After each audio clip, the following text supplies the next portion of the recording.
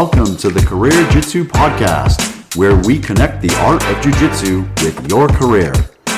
Our mission is to empower and inspire you with engaging conversations and valuable insights from people just like you who benefit from the shared relationship between your workplace and the art of Jiu-Jitsu, leading you to a more fulfilling and successful life. Welcome to the CareerJitsu podcast. Today we are having an exciting episode with Juan Martinez. Juan is a blue belt in BJJ and he is a professional tattoo artist. So in a sense, we are going to dive into this episode skin layers deep. Oh, I like that analogy. Look at that. Yes. We're so excited to have you here, Juan. Thanks so much for coming in and talking to us. For those who don't know, Juan is an absolute savage on the mats. He's also a very humble human being and an extremely creative person. So we're going to get a lot of value from this interview. And why don't you start off by just letting us know what got you into jiu-jitsu and how long you've been doing it? So when I was younger, I used to do boxing. And then I was like, oh, let me try this MMA stuff that came out. And I went to an MMA gym and then I got choked unconscious. And I said, well, people can do that to me. I got to learn how to do that. Wow, you choked right out, huh? Right out. Wow. I said, oh, I could take this. That's I a good rude awakening. You got put to sleep. Yeah. Didn't know what I was doing. Didn't know nothing. And I just got caught in a guillotine, or it could have been like a schoolyard headlock, whatever. And then you were hooked. You're like, I got to learn this stuff. Yeah. And then I was just hooked on it. Yeah. And I was doing that maybe for 7-8 years at first. And then I quit for a while. And then I came here to Team Link. And I've been here for like 3 or 4 years with you guys. And I had to learn all the gi stuff because I didn't know nothing about a gi. So all that was new. Finger pain was new. Right, But he learned fast. He definitely. Oh, yeah, you could tell when he first came in, Frank. I could tell that he had some experience already. Yeah, he was already a beast. He was a white belt with no stripes, and everybody on the mat was like, "Are you sure he doesn't have a stripe?" Give this guy. I remember I came up to him like, "Could you just give him a blue belt so I feel better about myself?" You know what I'm saying? Yeah. He definitely a great student too. Always listening and trying different things. Which brings me to your creative side. Tell the audience a little bit about what you do for a living and how you got into that. So I do tattooing for a living. I got into that really because I used to draw a lot, and then I'll do graffiti, and then I started painting, and then I was like, oh, this tattoo thing looks pretty cool. Like, give somebody a piece of art they're going to have forever, or at least until they die or they cover it up, right? And then that's when I just started practicing tattoos. I ordered a machine, and I just started self-teaching myself how to do these things, So did you teach yourself, self-teaching? Did you look at YouTube videos? Did you get books on it? How did you? So when I started, there was really no YouTube videos out about stuff like that. So I was just giving out free tattoos and learning hands-on as I go. Wow. Baptism by fire. Yeah, pretty much. I think people who self-teach themselves, I feel like they become very successful at what they do because they're kind of like forced to be creative. Right. And you find your own way pretty quickly because you don't have to learn somebody else's way. You just learn your own. Exactly. They don't have to imitate somebody, imitate their style or their technique. It's really coming from within. So that's really cool. So your first tattoos, how were they? Horrible.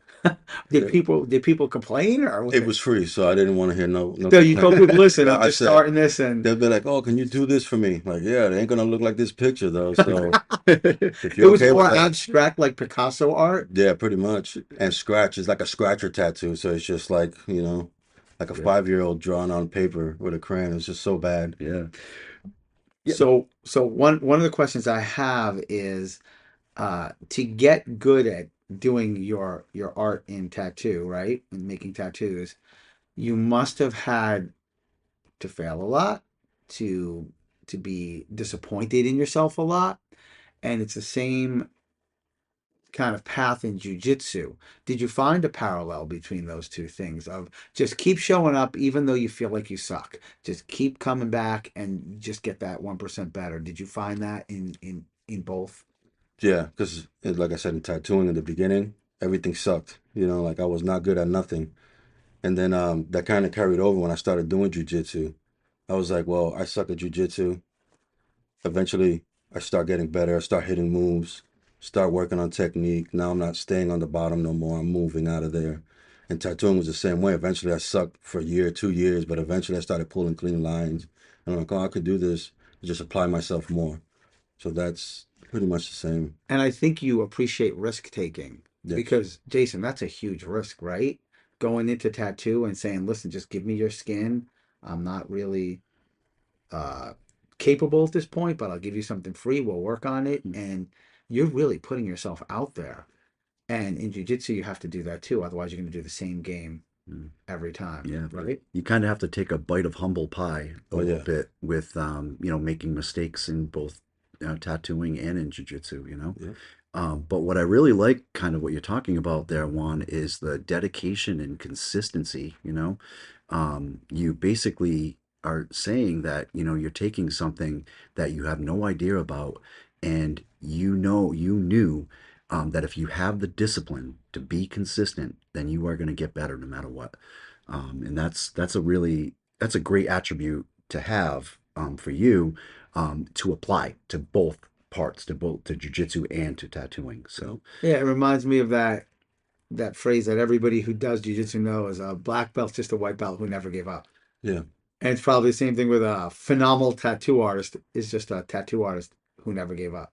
And I think you can put that on any endeavor out there in the world that we're trying to achieve, right? yeah, absolutely. Yeah. Yeah. So Juan, tell us a little bit about the focus that your job requires. I mean, it's like hours of like tuned in laser like focus. Yeah.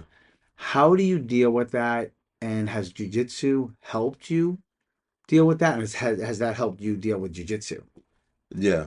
I mean, if I'm gonna sit there and do a 4 hour tattoo, that's mind-numbing hours of focus. You just zone in, and then you start pulling your lines, you start shading, you bringing the piece together, right? And in jiu-jitsu, the focus is worry about how this guy's moving, see how you're gonna control him. You get caught, but you're gonna submit. You're gonna find a way out. And it's a lot of focus because in jiu-jitsu you face a lot of adversity. It makes you focus, right? It forces you to be in It the is moment. forced focus. It So it's really it's is. the same thing in tattooing. Like in tattooing, I'm forced to be in the moment. I'm forced to focus in, no distractions, right? So you literally can work 4 hours straight. Is that We break in between, because right? sometimes the client will tap like, "Hey, I need a break. I got to get up and walk," or like whatever. They just can't take the amount of pain that they're receiving. So we take breaks, but for the most part, if they can take it, we sit there, we work right through it. Yeah. So for our listeners, Juan, people that don't really understand, have never even gotten a tattoo, or somebody who like, doesn't really understand the art of tattooing.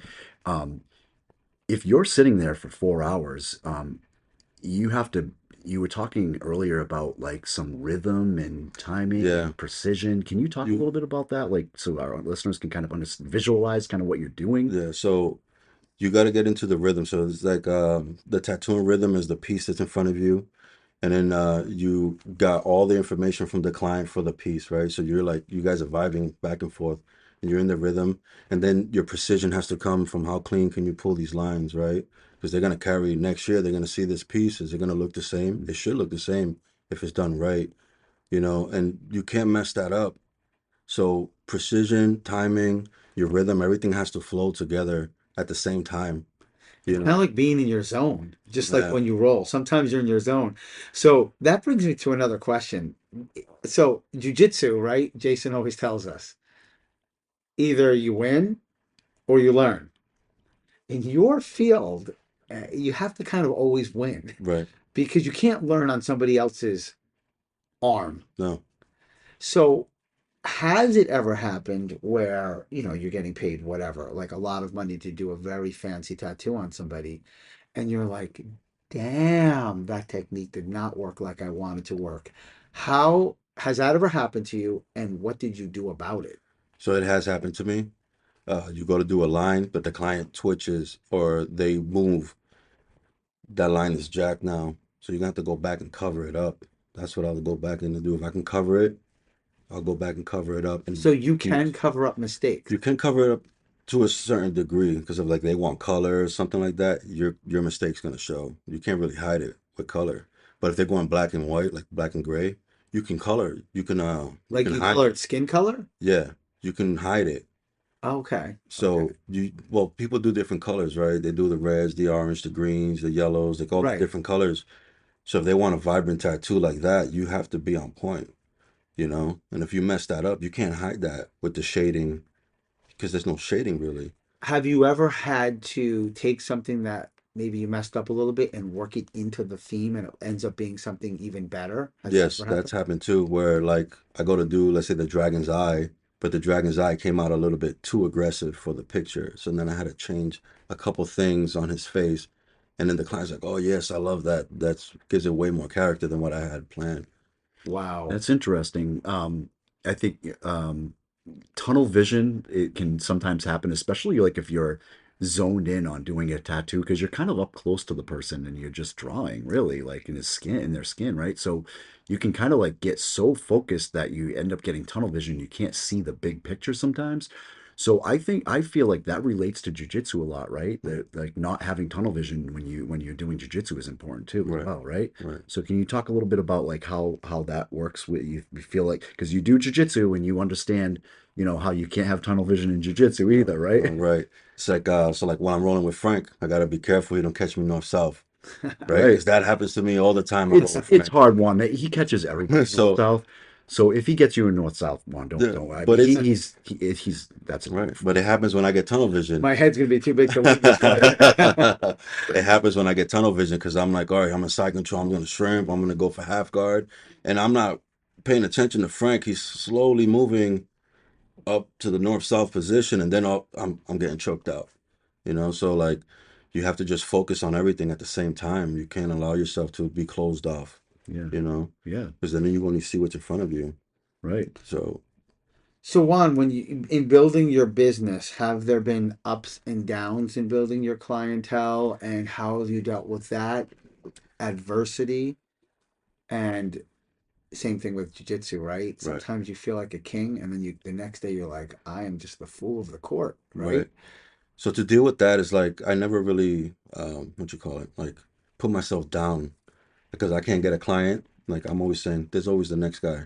You know what I'm saying? I just focus on my art and on my work and I let that speak for Kind itself. of you build it, they will come, Right. That's the right? mentality. And And then then word of mouth. and word of mouth. So when it comes to jujitsu, I just accept the fact that I'm never gonna be great. Like I don't Well, you are great, Juan. You're a humble I man. You come are already great. right, But you're never, we all feel like we're never going to be right. what our vision is, right? We all have a vision, and it's very hard to reach Mm, that vision. Right. yeah. But you said it, always show up. Right. I just always show up. I come for fun. I You enjoy are being here. he is extremely consistent. Extremely consistent, yes. And I think that from white belt to blue belt, I remember when I promoted him to blue belt, I did a speech for him and I said that he's probably been the most consistent student that I've had in a super long time. He may have missed like one class in 2 years. Yeah. Yeah, I Juan. think I was So dying of COVID that day. So I was like, I'm gonna stay home. Yeah, that level of consistency. I mean, you live you that. can't not get good if you're at that No, level of consistency. no. Yeah. Yeah. It's just So because of tattooing, you have to be disciplined so much that it just carries over. Like you're gonna do something, do it right. There's no point in doing anything half-ass. It's mhm, so amazing how all the lessons that people learn are universal. mhm, Everybody we have in here has that same universal message, but manifested in a different way. I right. think that's what's so cool about the Yep. podcast and Yep. hearing it like apply to art is just so cool. Yeah. The art of tattooing and the art of Yeah, jujitsu, they're both arts. They right? really are both Yeah, arts, they right? marry each other a lot. Yeah. Yeah.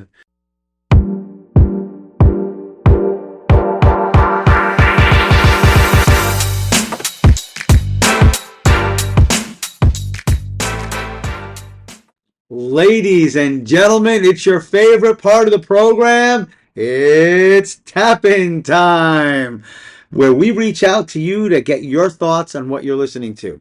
So, how many people out there are into art? Maybe you are a tattoo artist or any kind of art. It'd be great to hear your stories of how jujitsu might relate to your art and how your art might relate to your jujitsu.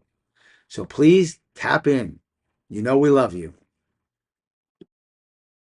Now with techniques, one, so in on the mats you learn a lot of different techniques, right?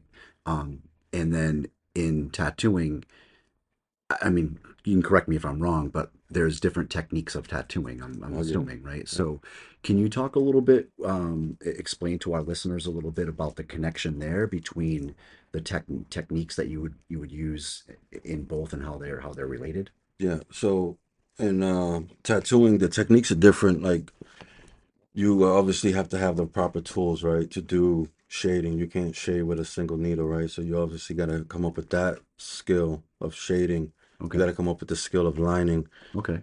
and then you make your own style. You Okay. know what I'm saying? So like I can't say my style is the same as the next tattoo artist. You know, like Yeah. we're gonna have two different styles Okay. of tattooing. And jiu-jitsu is the same way. Like you give us tools, right? You say these are the tools for such position. This is the tools to finish those positions. You can't finish from the back with a kimura, right? Right. You need a rear naked choke. You need a armbar, Mm-hmm. a triangle. The kimura is not gonna work in that equation. Mm. So you need to have the right skill set to do the moves and the techniques to execute, right? So I think that's what, and then that becomes your own style of jujitsu, right? Yeah. It's like I don't really play a bottom game; I play a top game. So I think top game is my style of play, right? And I play bottom game, and I'm horrible. Mm. And I really have a lot of skill there.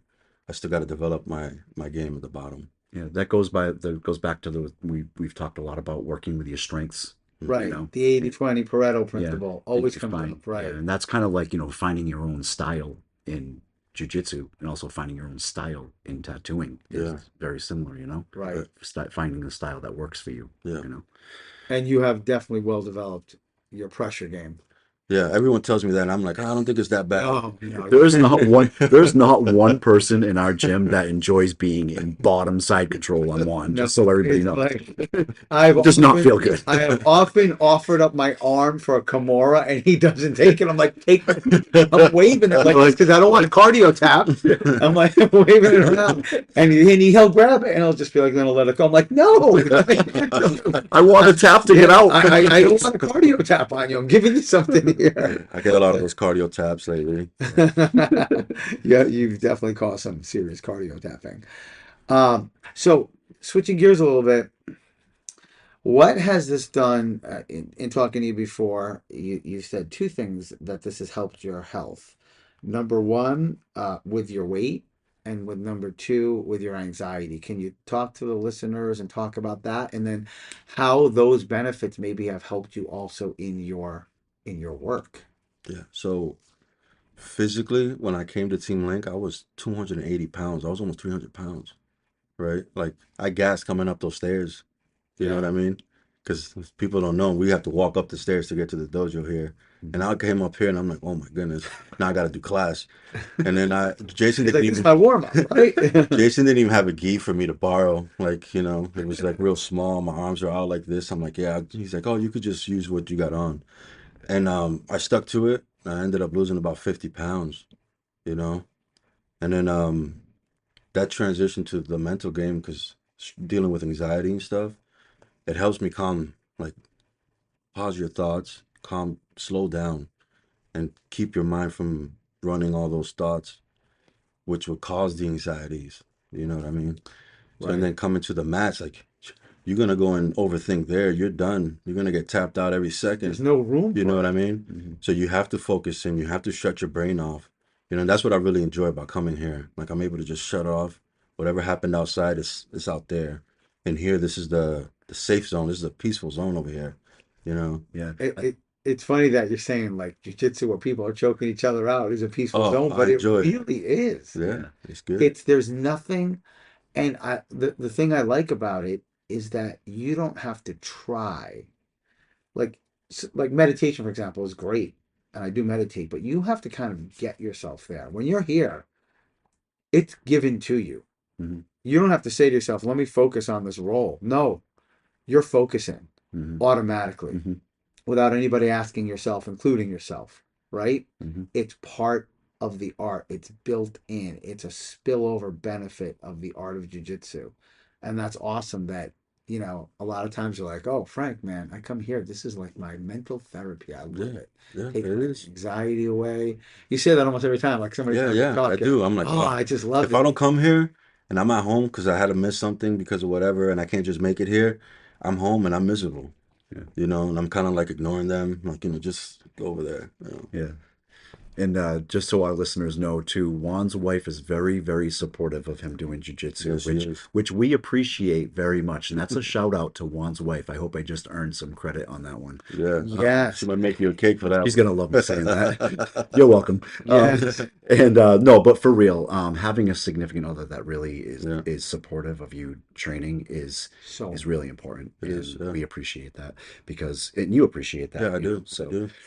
and I think the stress and anxiety thing, just to go back to that a little bit, Frank, I think that stress and anxiety is relieved from doing any kind of physical activity. You could say that about going to a gym, you can say that about playing basketball, whatever, right? Yeah. But I think the unique thing that jujitsu has is that you're reducing your stress and anxiety in a high pressure situation or environment, it's almost because ironic, isn't it? yeah, and but it builds that tolerance to that stress, and that's where it comes in is no matter what you have stress, everyone has stressors, right? 100%. But the difference with jujitsu is that you learn how to handle those stressors because you're in those situations where there is a lot of stress and a lot of pressure on you, and you're forced to have to handle them, and you become stronger through it.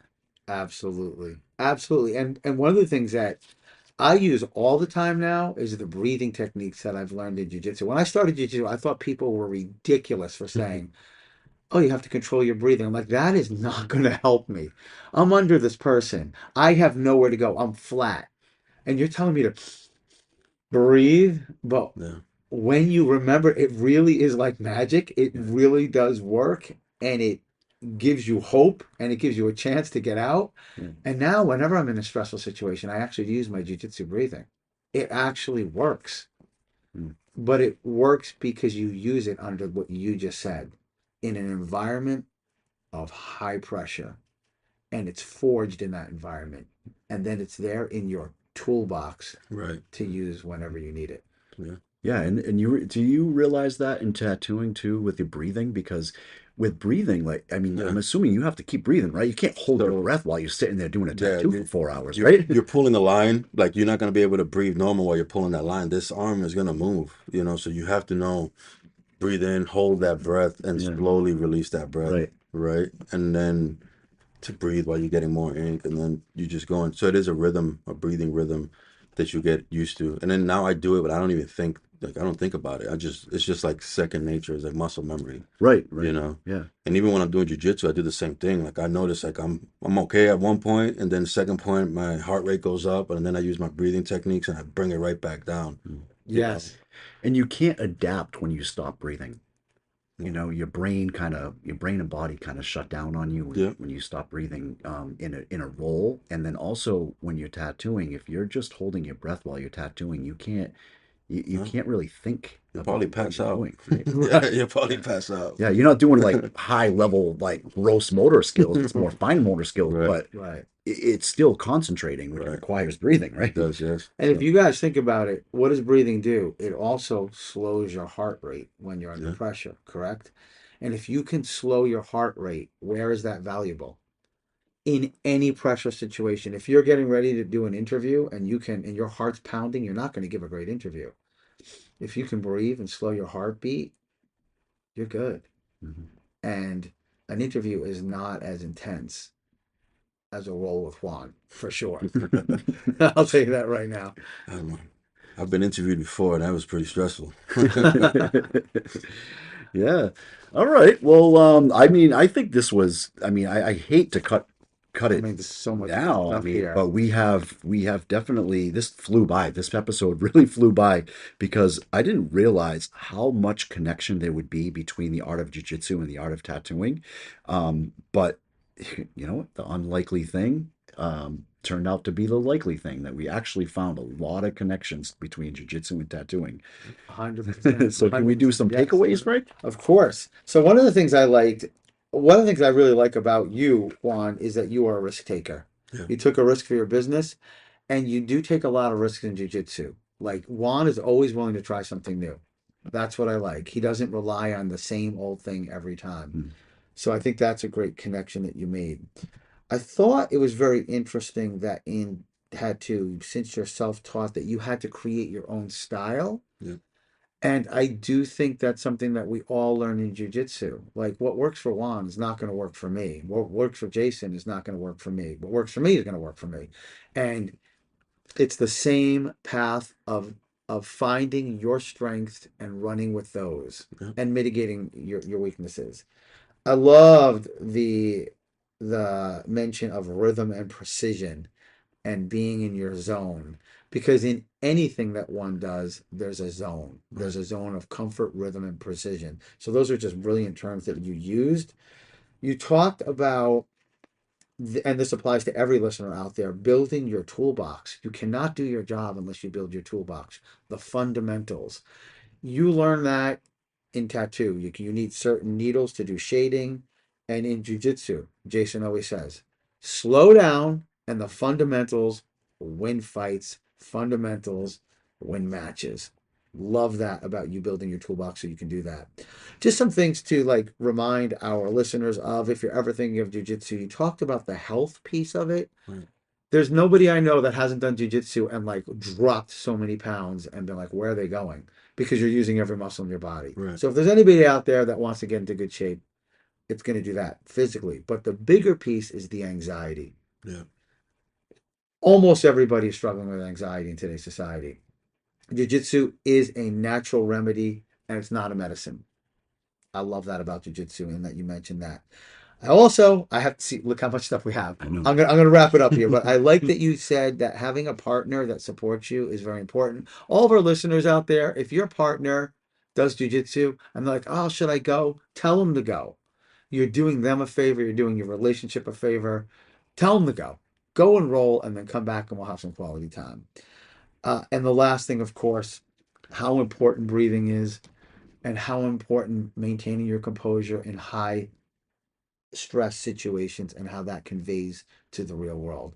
All of this wrapped up in like whatever 20 something minutes with Juan. We call him Big Juan. Juan has taught me that big people have feelings too. That's true. And I believe that. And so we would like to say thank you so much for coming in. You made a special trip to the studio just for this. Yeah, of and course. we really Anything appreciate for you guys. I and appreciate your guys. wisdom. And Juan is an avid listener of CareerJitsu. Yeah, He yeah. listens to our podcast every week. I do. He tells me. Which Juan, can you tell our listeners how great our episodes are, and encourage them to listen as well? Yeah, listen, it's good. You get a lot of good information, different career paths. If you're into any of those things from the previous ones, you can get into it. It's good. Let's do 100%. jiu-jitsu. That's the main one. That's Get it. in there, find a gym, go do jiu-jitsu. Find a gym. You won't be disappointed. Nope. And if you guys could do us a favor, please share this with as many people as you think will get benefit from it. We are so excited. We got over 1,000. We just hit over 1,000 downloads this week. That's a big milestone. Thanks to you. And they're from all over the world. We love it. It's making us feel good. And we're going to continue to give you great content and lots of love. So, peace out. Thank you, everyone. Thank you, Juan. Hey, thank you guys for having me. Well, there you have it. As we wrap up today's episode, let's take a moment to reflect on the powerful connections we've explored between the art of jiu-jitsu and your career. In your workplace and in jiu-jitsu, you learn to adapt and navigate challenges. So remember that persistence and the courage to embrace the lessons that you learn are the keys to your growth both on the mat and in your career.